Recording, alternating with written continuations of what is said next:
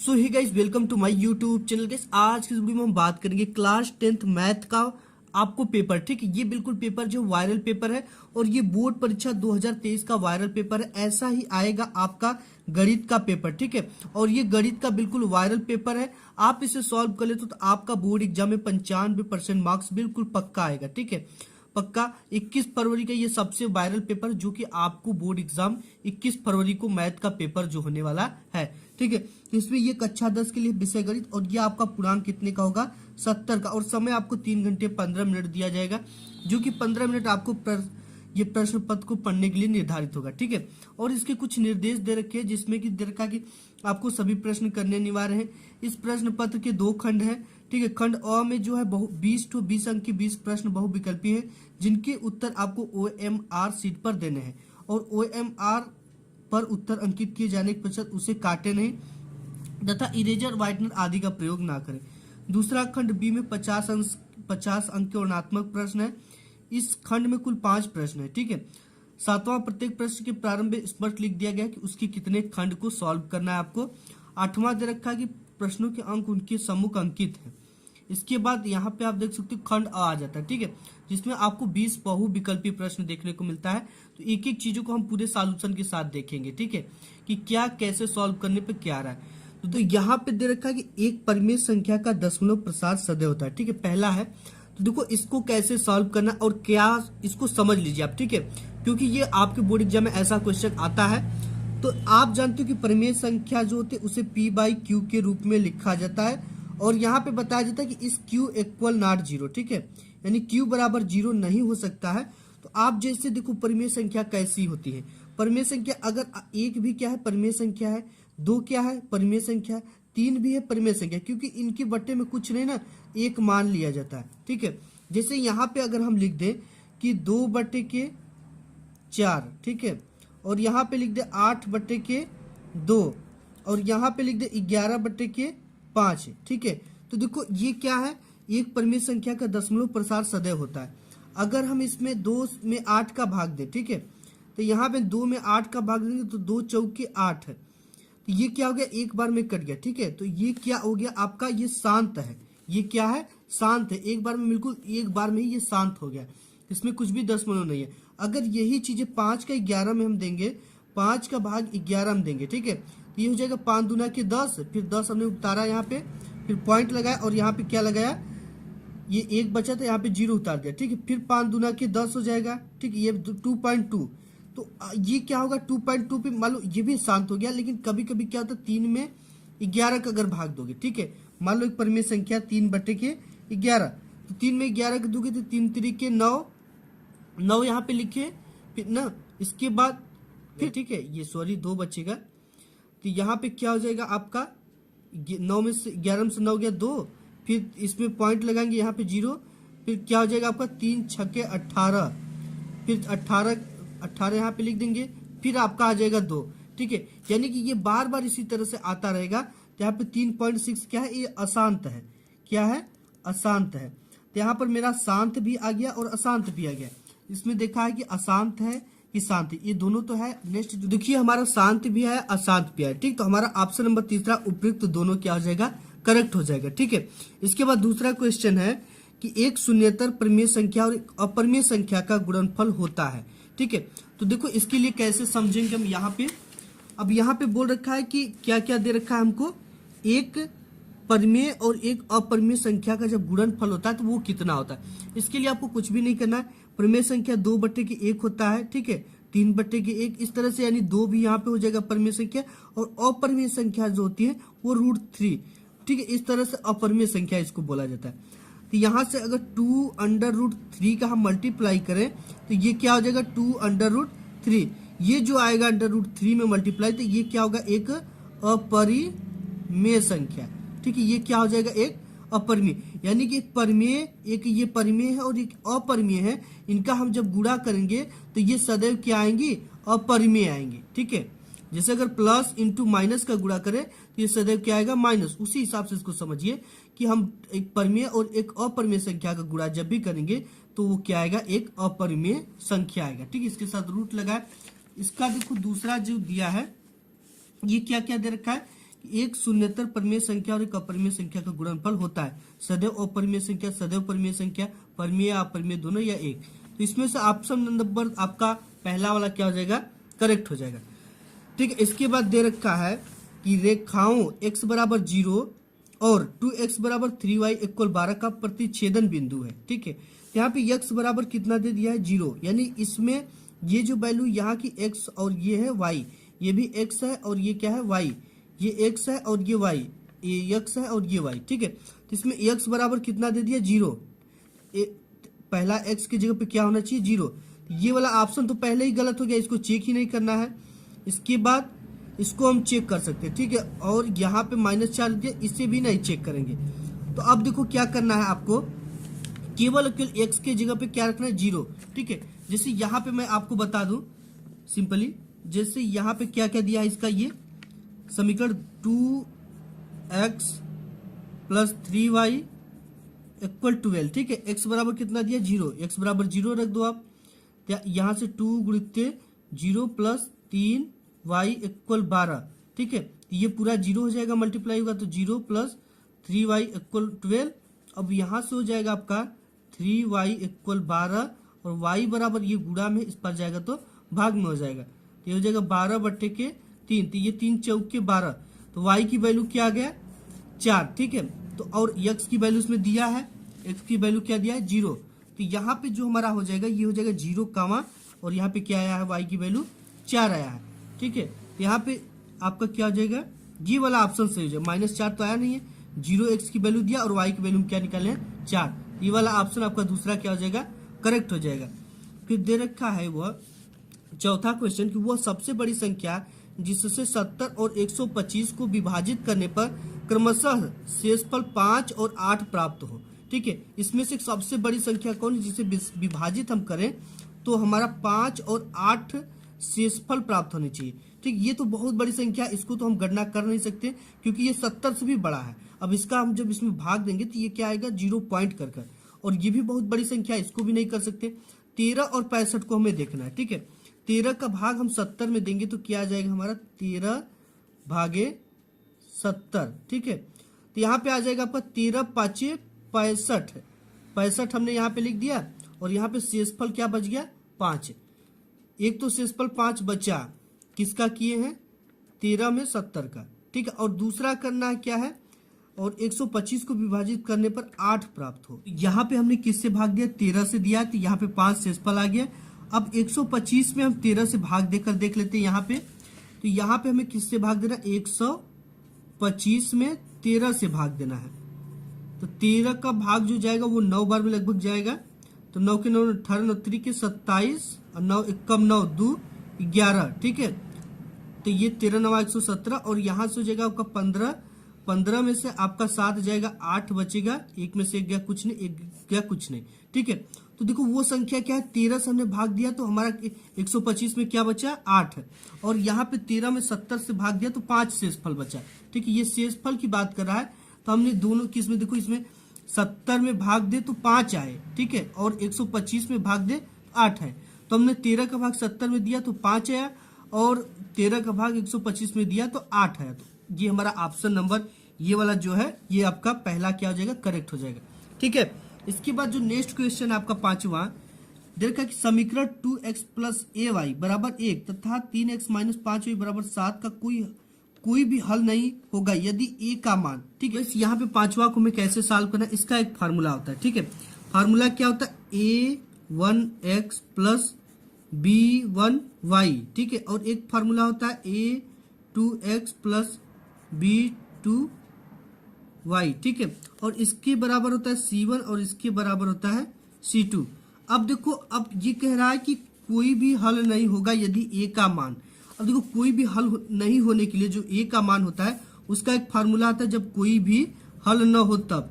ठीक है, ये आपका जो फार्मूला निकल कर आएगा वो होगा a1/a2 = b1/b2 = c1/c2। जब कोई हल नहीं होता तो इसके बराबर क्या होता है, b1/b2 = not c1/c2। ठीक है, ये जो चीजें ये आपस में क्या है, बराबर नहीं है। ये कब, किस सिचुएशन में, जब ये दोनों, जब इसका कोई हल नहीं होता है, दिया होता है समीकरण में तब। तो इसके लिए हमें देखो क्या करना है, ये हमारी चीजें क्या है, बराबर है। तो A1 अपान A2 बराबर B1 अपान B2 ये बराबर है, ठीक है। तो देखो इसकी जो कंपेयर हम इससे करेंगे इस समीकरण से, तो यहाँ पे A की वैल्यू क्या दे रखा है, A की वैल्यू दे रखा है, ठीक है। A1 की वैल्यू क्या दे रखा है, 2। इसी से कंपेयर कर देंगे। जैसे यहाँ पे मैं लिख देता हूँ 2x प्लस ay, ठीक है। तो यहाँ पे A की जगह पे क्या दे रखा है, 2। A1 की जगह पे हम क्या लिख देंगे, ये A1 की जगह पे 2 लिख दिया, अपान A2 की जगह पे क्या लिखा है, समीकरण दूसरे से हम कर देंगे। ये देखा 3x, A2 की जगह पे क्या है 3, तो यहाँ पे बट्टे में 3 बराबर B1 की जगह पे क्या है, A है, ठीक है। B1 की जगह पे A है, यहाँ पे A लिख दिया, अपान B2 की जगह पे इसमें क्या है, देखो ये आपका क्या है 3x minus 5y, 3x minus 5y, तो B2 की जगह पे माइनस 5y है, ठीक है। तो B2 की जगह पे हम क्या रख देंगे, इस B2 की जगह पे माइनस 5, ठीक है। y की तो है ये नहीं रखना है। अब देखो इसको हम सॉल्व कर लेते हैं तो क्या आता है, ये हमारा आया है 2/3 इक्वल a/-5, ठीक है। अब इसका मल्टीप्लाई इधर, इसका इधर कर देंगे, तो ये हो जाएगा आपका 5 दूना की 10 माइनस 10, और ये हो जाएगा आपका बराबर 3a, ठीक है। तो यहाँ से जब a की वैल्यू हम निकालेंगे, फाइंड करेंगे, तो ये आ जाएगा, ये गुणा में इस पर आएगा तो भाग में, a बराबर आपका हो जाएगा -10/3, ठीक है। तो यही जब कोई हल नहीं होगा तो ये फार्मूला से आपको सॉल्व करना है। इसको देख लेते कौन सा हमारा विकल्प सही होने वाला है। देखा 3/10 माइनस 3/10 माइनस 3/10, ये वाला आपका विकल्प नंबर 2 आपका क्या है, करेक्ट है। छठा है कि द्विघात समीकरण 2x² माइनस 4x प्लस 3 = 0 के बारे में निम्न कथनों पर विचार कीजिए कि दिए गए समीकरण का विविधकर शून्य से कम है, समीकरण की कोई मूल वास्तविक नहीं है, समीकरण का विविधकर शून्य है, समीकरण के मूल वास्तविक है। अब देखो इसको कैसे सॉल्व करना है, आपको बिल्कुल इजी तरीका है, ठीक है, विविधकर नहीं है के लिए। इस यहाँ पे जो द्विघात समीकरण का एक फार्मूला होता है वो आपका ये होता है, ठीक है, ax² plus bx plus c बराबर 0, ठीक है। इसी से इस फार्मूले का हम कंपेयर करेंगे।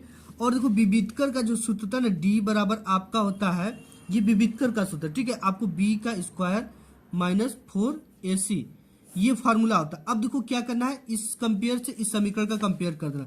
ये क्या दे रखा है, 2x² माइनस 4x प्लस 3, ठीक है।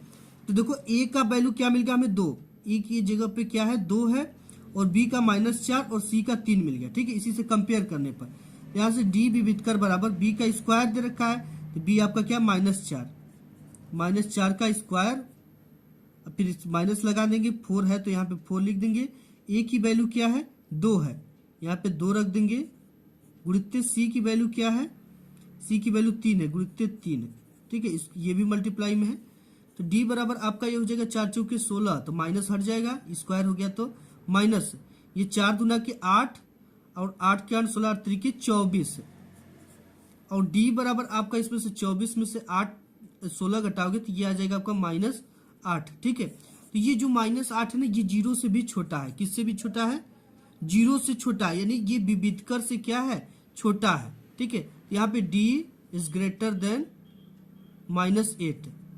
देखो इस सिचुएशन में क्या होगा, इसमें दिए गए समीकरण का विविधकर शून्य से कम है, तो ये क्या है, ये जो विविधकर आया है 0 इज ग्रेटर देन -8 है, ठीक है। -8 से 0 क्या है, बड़ा है। जब चीजें माइनस में जाती है तो वो 0 से छोटी होती है, तो ये क्या है, विविधकर d, ठीक है। ये 0 से भी क्या है, ये 0 से भी छोटा है -8। दिए गए समीकरण का विविधकर 0 से भी कम है, ये भी करेक्ट है। समीकरण की कोई मूल वास्तविक नहीं है, ठीक है। तो ये भी आप यहाँ पे थोड़ा सा आप और समझ लो, ठीक है। ये जब होंगे, ये 0 से कम है विविधकर, अगर यही चीजें d इज ग्रेटर देन 0, ठीक है, जब भी ये 0 से बड़ा होता है तो ये होता है आपका मूल वास्तविक, ठीक है, मूल वास्तविक होता है।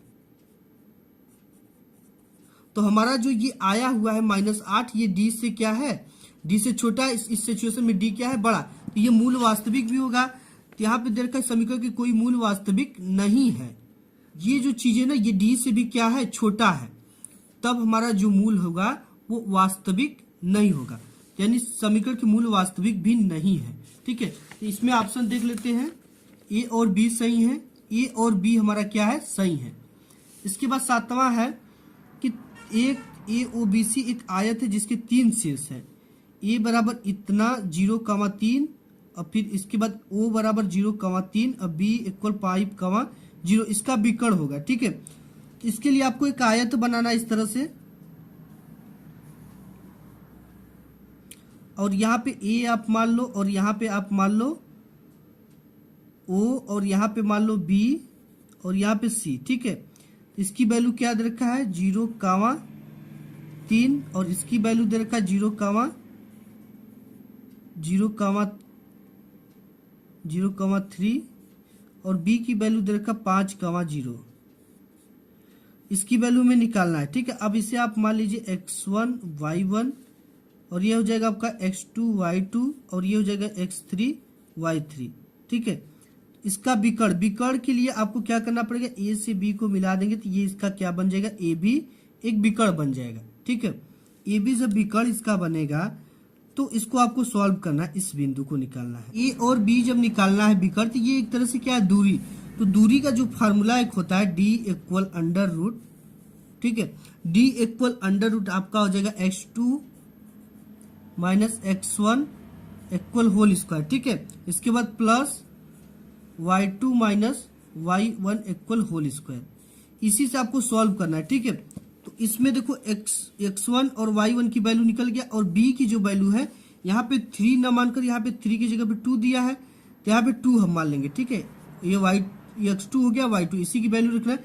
इसी सभी की वैल्यू यहाँ पर रखकर अगर आप सॉल्व करोगे तो आपकी जो d की वैल्यू से आपको केवल सॉल्व करना है। ठीक है, तो यहाँ से अगर सॉल्व करते हो तो आपका जो d वाली वैल्यू है वो आपका इसमें से 7वें का आ जाएगा तीसरा। ठीक है, ये √34 आएगा आंसर। इसको अगर आप सॉल्व करोगे, सिंपली आपको सॉल्व करना है। ठीक है, जैसे यहाँ पे मैं सॉल्व कर दूं, आपको दिखा दूं सॉल्व करके, d equal under root x2 की वैल्यू क्या है, ये है x2 और y2। ठीक है, x2 की वैल्यू 5 है माइनस x1 की वैल्यू 0 है का होल स्क्वायर प्लस, और इसके बाद आपका क्या है y2 की वैल्यू क्या है 0 माइनस, और y1 की वैल्यू क्या है 3 का होल स्क्वायर। ठीक है, अब यहाँ पे d बराबर आपका हो जाएगा अंडर रूट, ये हो जाएगा, ये 5 में से 0 जाएगा वही बचेगा तो 5 बचेगी 25 प्लस, अब ये हो जाएगा आपका 3 3 के 9। ठीक है, ये किसमें आएगा, प्लस में 9 आएगा।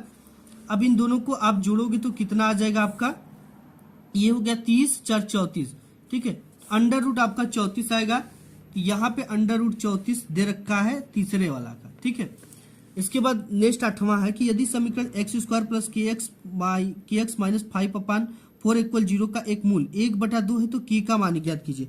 अब देखो इसमें क्या दे रखा है कि k का मान ज्ञात कीजिए, इसमें 2 ही मूल है। ठीक है, समीकरण एक x है और एक k है, एक x है और एक क्या है k है।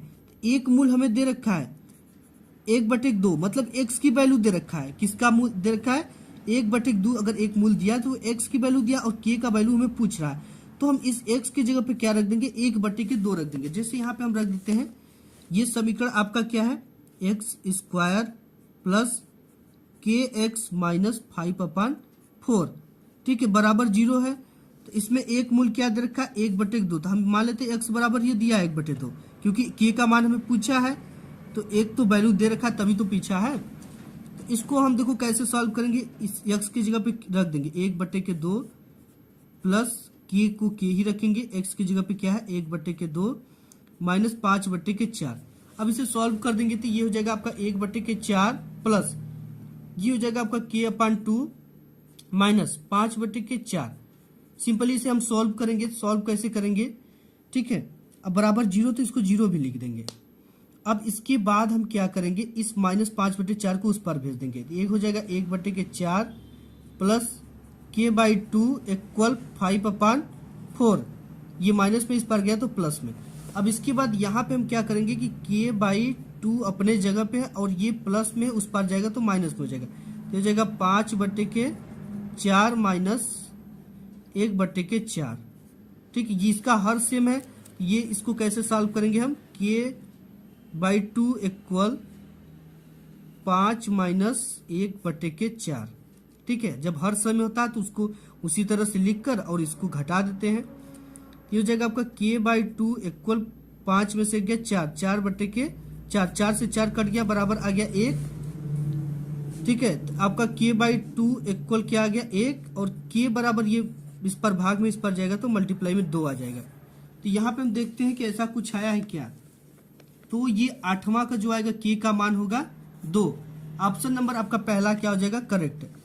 अब यहाँ पे क्या है, तो दो त्रिभुज समरूप होते हैं। ठीक है, जब दो त्रिभुज देखो, जब दो त्रिभुज जब समरूप होते हैं तो इनके संगत कोण जो होते हैं वो बराबर भी होते हैं। इनकी संगत भुजाएं एक की ही अनुपात की समानुपाती होती है, यानी कि ए और बी दोनों जब सही तो उपयुक्त दोनों आपका करेक्ट आंसर हो जाएगा।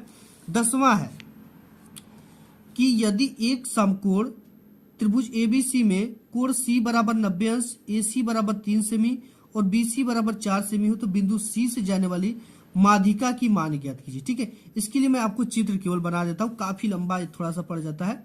और ये दे रखा है कि एबीसी में एक कोण सी है। ठीक है, तो आपको एक त्रिभुज की रचना करना है और इसकी नाम दे देना। ठीक है, ये मान लो सी है, सी इक्वल 90 अंश दे ही दिया है, और आपका ए सी बी। ठीक है, ए सी बराबर कितना है 3 सेमी, और यहाँ पे ए सी बराबर 3 सेमी, बी सी बराबर 4 सेमी।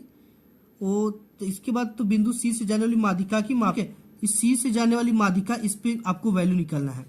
तो देखो ये जो वैल्यू होगी ए बी, ठीक है, जितना इसका वैल्यू होगा इसका दूना सटीक इसका पूरा वैल्यू होगा, और इसकी जितना वैल्यू होगी इसकी आधा होगी। ठीक है, तो आपको क्या एक फार्मूला होता है, ठीक है, कर्ण बराबर आधार का स्क्वायर प्लस लंब का स्क्वायर। मैं यहाँ पे आपको बता दूं, कर्ण बराबर होता है आधार का स्क्वायर प्लस लंब का स्क्वायर। ठीक है, आधार दे रखा है 4 और लंब दे रखा है 3, इसी से आपको सॉल्व कर लेना है। ठीक है, सॉल्व करोगे तो क्या आएगा, बिल्कुल इजी मेथड है ये। यहाँ पे मैं आपको सॉल्व करके ही दिखा देता हूँ थोड़ा सा।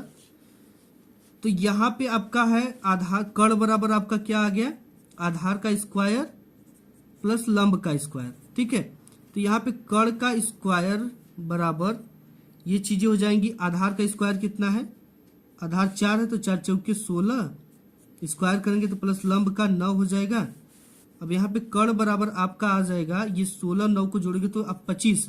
ठीक है, तो कर्ण का स्क्वायर है तो इसका भी जब स्क्वायर हटाएंगे तो ये किस में हो जाएगा, √25 हो जाएगा। ठीक है, और कर्ण बराबर आपका हो जाएगा 25 का अंडर रूट आप करोगे तो 5। तो यहाँ पे जो आपकी भुजाएं है ना, ये क्या आ गई, ये जो त्रिभुज थी ये 5 आ गया, कर्ण कितना आ गया 5। अब देखो ये मध्य बिंदु के लिए पूछा तो ए बी आपका 5 आया है, जब इसका हम आधा करेंगे ना तो ये ए बी बराबर पूरा 5 आया है, तो इसका आधा करेंगे तो 2.5 हो जाएगा। ठीक है, 2.5 लगभग में आ जाएगा। तो आपका जो 10वां है ना, 10वां का ये आपका 3.5 ये वाला ऑप्शन सही होगा। ठीक है, इसके बाद थोड़ा सा और सॉल्व करना है। तो नेक्स्ट है कि एक समचतुर्भुज के विकर्णों की लंबाई 16 सेमी और 12 सेमी है, तो इस चतुर्भुज की भुजा की लंबाई होगी। ठीक है, विकर्णों की लंबाई दे रखा है 16 सेमी और 12 सेमी, समचतुर्भुज है। इसका देख लेते हैं ऑप्शन क्या क्या है। यहाँ पे आपको समचतुर्भुज बनाना, इसके बाद अगर उसको सॉल्व करोगे ना तो आपका ये 10 सेमी आएगा आंसर। ठीक है, इसके बाद 12वां दे रखा है कि दो समरूप त्रिभुजों की भुजाएं 4 संबंधी 9 के अनुपात में, इन त्रिभुजों की क्षेत्रफलों का अनुपात कितना होगा। ठीक है, तो जब इसके क्षेत्रफलों का अनुपात आप निकालोगे तो ये 16 संबंधी 81 आएंगे। ठीक है, अब इसके बाद दे रखा कि यदि 4 tan थीटा इक्वल 3 हो तो 4 sin theta minus cos theta 4 sin theta plus cos theta का बराबर है।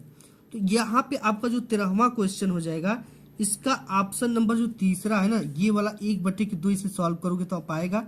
ठीक है, इसके बाद दे रखा कि साइन 75 अंश और cos 75 अंश। ठीक है, तो इसकी जो वैल्यू होती है, जैसे यहाँ पे साइन 75 अंश है, ये आपका जब भी निकल, यहाँ पे आपका ये साइन 75 अंश हो जाएगा, और इसके बाद यहाँ पे आप रखोगे तो साइन 90 अंश माइनस 75 अंश। ठीक है, क्योंकि 90 से 75 घटा दोगे तो 15 अंश आएगा।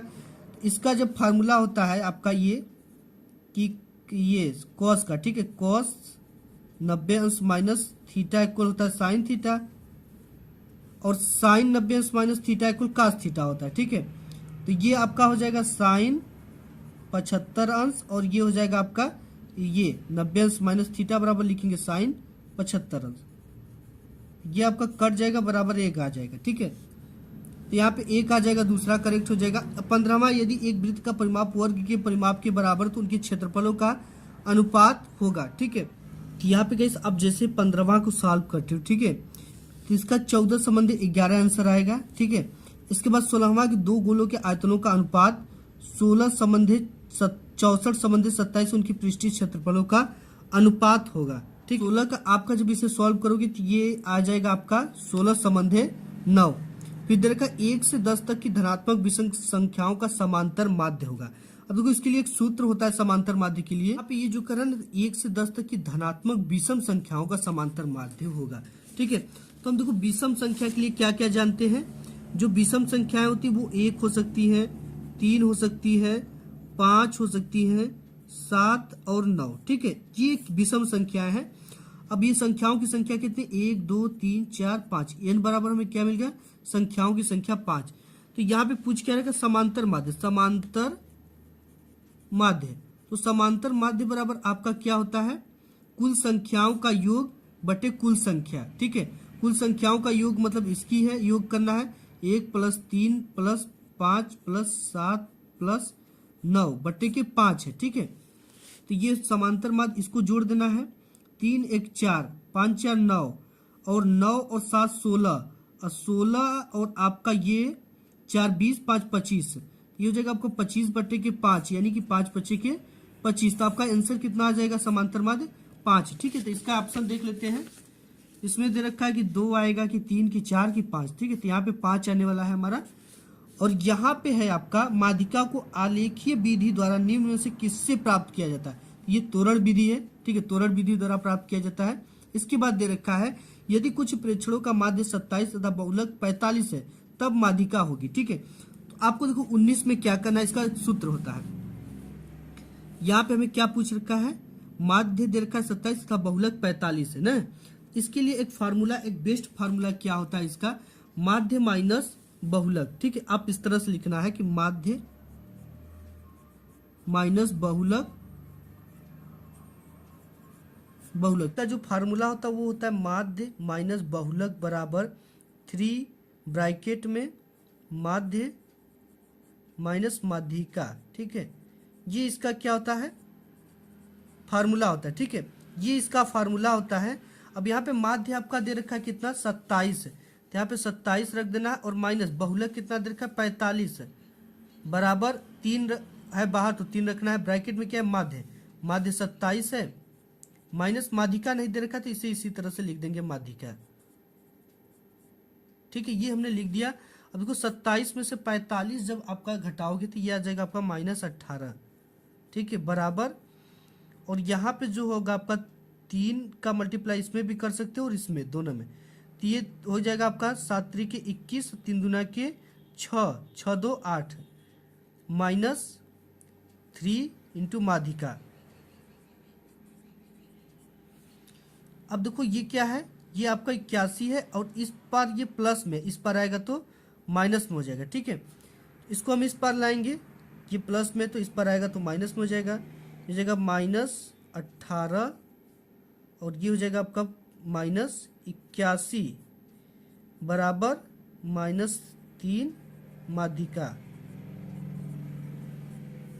अब देखो यहाँ पे हम क्या करेंगे, इन दोनों को जोड़ देंगे, ठीक है।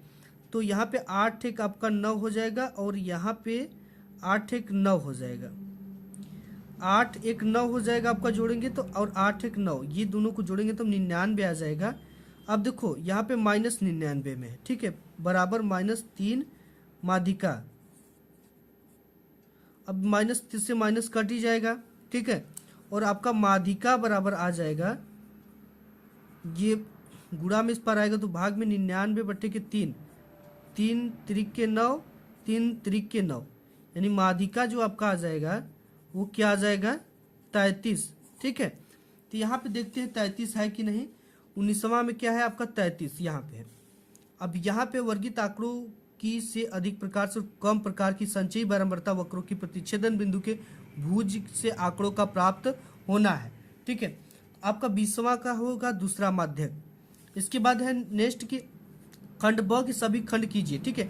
2 क्रमागत धन पूर्णांकों का गुणनफल 2 से विभाज्य है, यह कथन सत्य या असत्य कारण बताइए, ठीक है। इसके बाद दूसरा क्वेश्चन है ख यदि cot थीटा = 7/8 हो तो 1 + sin theta in bracket 1 minus sine theta upon 1 plus cos theta in bracket 1 minus cos theta का मान ही ज्ञात कीजिए। बिल्कुल सिंपल है, आपको इसको सूत्र फार्मूला पे रख के निकालना है। फिर गद रेखा एक शंक्वाकार बर्तन जिसका आंतरिक व्यास 10 सेमी, ऊंचाई 24 सेमी है, पानी से भरा है। पानी को एक बेलनाकार बर्तन जिसका आंतरिक व्यास 20 सेमी है में डाला जाए तो बेलनाकार पात्र में, ठीक है। इसके बाद नेक्स्ट है आपका पात्र में डाले गए पानी की ऊंचाई ज्ञात करना है और यहाँ पे निम्न आंकड़ों की वैल्यू निकालना है, ठीक है। समांतर माध्य निकालना बिल्कुल ईजी है, मैं सब कुछ डिटेल्स में आपको बताऊंगा। तो यहाँ पे वर्ग अंतराल दे रखा है, ठीक है, ये आप देख सकते हो 10 से 20 का 2 दे रखा है। और फिर अंक दे रखा है कि बिंदु इन ब्रैकेट 4,6 बिंदु ए -6,10 और बी 3,-8 को जोड़ने वाली रेखाखंड को किस अनुपात में विभाजित करता है, के का मान ज्ञात कीजिए यदि बंधु, ठीक है, ये दे रखा है। दूसरा निम्नलिखित किन्हीं 5 प्रश्न को हल करना है। देखा ग्राफ द्वारा ज्ञात कीजिए कि रैखिक समीकरण युग्म 2x plus y minus 6 equal 0, 4x minus 2y minus 4 equal 0 संगत है। यदि ऐसा है तो ग्राफिक विधि द्वारा हल ज्ञात कीजिए, ठीक है। ख है कि दो संख्याओं के वर्गों का अंतर 180 है, छोटी संख्या का वर्ग बड़ी संख्या का 8 गुना दोनों संख्याओं को ज्ञात कीजिए। ग है कि 4 सेमी त्रिज्या के एक वृत्त पर 6 सेमी त्रिज्या के एक संकेंद्रीय वृत्त के किसी बिंदु से एक स्पर्श रेखा की रचना कीजिए और उसकी लंबाई की माप लीजिए। काफी इंपॉर्टेंट सवाल है, ये आपके बोर्ड एग्जाम में 101% आता है। दो खंभे जिनकी ऊंचाई 6 सेमी और 11 मीटर है तथा ये समतल भूमि पर खड़े, यदि इनके पाद बिंदु के बीच की दूरी 12 मीटर है तो इनकी ऊपरी सिरों के बीच की दूरी ज्ञात कीजिए। और ये आपका है सांख्यिक पाठ से किसी स्कूल की कक्षा 10 की 51 लड़कियों की ऊंचाई का एक सर्वेक्षण किया गया और निम्नलिखित आंकड़े प्राप्त किए, ठीक है। इसका आपको क्या करना है, माध्यिका ज्ञात करना है। नेक्स्ट क्वेश्चन देख लेते हैं इसमें। नेक्स्ट है फिर आपको ये सांख्यिकी पार्ट से ही है, y की वैल्यू को निकालना है, ठीक। x और y के मान को ज्ञात कीजिए, x और y के, बिल्कुल इजी है, सिंपल, इसको सब मैं सॉल्व करा दूंगा आपको। तीसरा कि निम्नलिखित समीकरण युग्मों को रैखिक समीकरण युग्म में बदलकर हल कीजिए।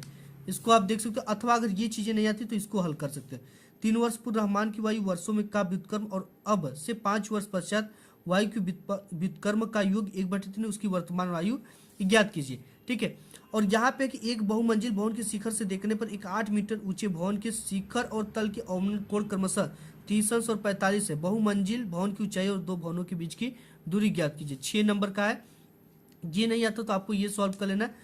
भूमि के एक बिंदु P से एक 10 मीटर ऊंचे भवन के शिखर का उन्नयन कोण 30 अंश है। भवन के शिखर पर एक ध्वज को लहराया गया है और P से ध्वज के शिखर का उन्नयन कोण 45 है। ध्वजदंड की लंबाई और बिंदु P से भवन की दूरी ज्ञात कीजिए, ठीक है। ध्वज दंड यानी ध्वजा की जो दंडा है।